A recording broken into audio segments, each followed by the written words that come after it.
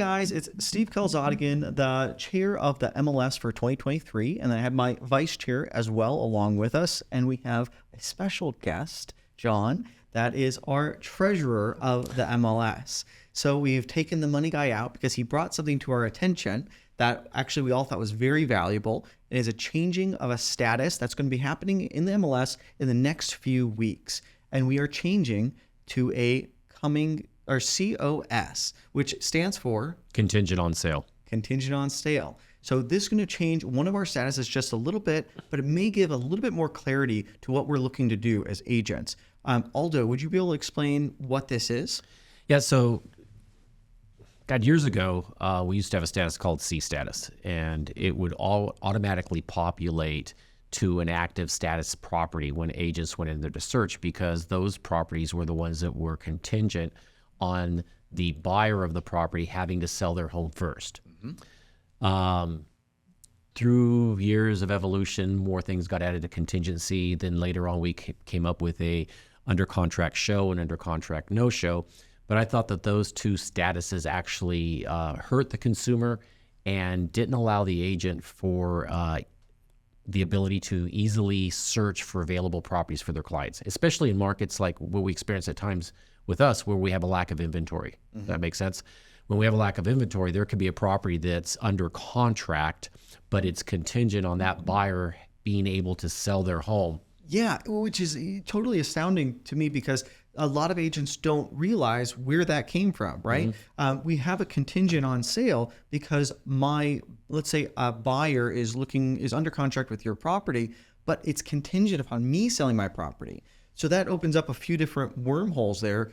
Would you be able to explain what that is? Yeah, well, the problem is that under contract show, which should have solved for the issue, continues to be used for, well, I have an offer on the property, but we want to take backups just in case it doesn't happen and it goes through. So buyers really don't have the opportunity to move into a first position and close on that deal. They're just kind of like out there in case something blows up. Where now the contingent on sale is that true kick-out clause. So you have a contingent on sale addendum that basically says, hey, if the seller of the property finds another buyer that can close without a contingency before the current buyer is able to put their property under contract, then that particular second buyer can now move in. The first position buyer now has a 72-hour first right of refusal, just like the agreement says, to either remove all the contingencies, show their ability to perform and move forward, or step aside and now allow the second buyer to come in. Yeah. And so, John, I mean, correct me if I'm wrong, but from what I understand, if it is a contingent on sale status, it doesn't mean that it's totally gone. If you have someone who doesn't need to sell their house or have some other contingency like that, they can come in with cash or just a normal loan and say, I got nothing, I'll buy your house right now. And the owner has the ability to go ahead and take that offer and give them a 72 hours notice. Right. The original. So the second buyer, when the first buyer is in a contingent on sale status, right? Yep. So that's the only thing with this particular status is that, one, in order to move it into COS, because it is an active listing. So now it makes it easier for our agents to help their clients find properties that they can make bids on. Yeah, right? this and opens move up forward. a lot of things. Yeah, so they have to submit a contingent on sale addendum to the multiple listing service, which is our association, so that it's verified that that's a contingent on sale home. So you no longer can use that status like it's been used with the under contract show to continue to market the property for leads. We're trying to make it, a little bit more user-friendly for agents, and more importantly, more user-friendly for the public. So when they see the property, they go, God, I really do have a shot at this home. Where under the under contract show, the public thinks that they have a shot, but they really have no shot at that home. And I think that's really important because with the under contract show, it's really ambiguous. Did you really have, so you went under contract show and you're saying, yeah, we're looking at other contingent on sale if they sell it. But there was really no guardrails. There was really it was just, hey, it's under contract show and get us another offer. Yeah. I like this because now it brings folks back to looking at there's an actual addendum, contract upon sale. It can be done. It's an actual status. So now, yeah, to me, it just opens up more doors for buyers agents and their clients to say, hey, we have some alternatives if we have a tight inventory market. Yeah. And it too, really another super advantage of this thing is that it allows sellers to take that chance on that buyer that they normally wouldn't have, right? Because normally an agent would advise the client, God, if you take this offer, right, we're really pulling your house off the market. We're limiting ourselves. And even though you have a 72-hour window, really no one's going to show this, right? So now that seller can confidently say, you know what? Yeah, I'll take that little risk for 30 or 60 because I'm still marketing my property out there, and agents can still see that this property is available.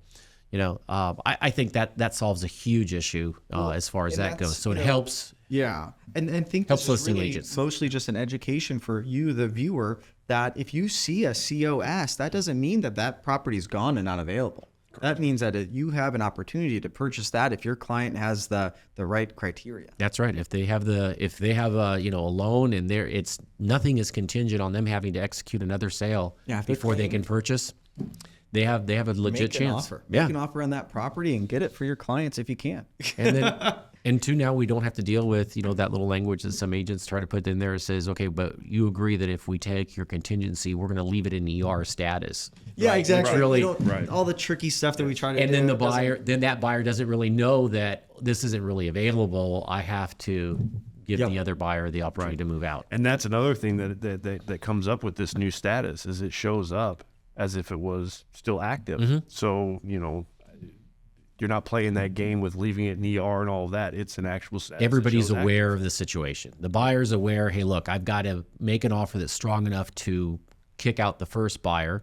But it takes the first buyer says, hey, you know what? I'm buying this way. Am I willing to take the risk now that if my house doesn't sell, I'm going to continue to move forward on this? Yeah. Yeah. And especially with the tight market that we have right now. This is so powerful. Yeah. April's created another conversion, right? So where we had more supply than we had demand, now in April, as of the 27th, we now have more demand than we have supply. Yeah. Again, which is huge. Yeah. Dude, is there anything else we want to touch on with this?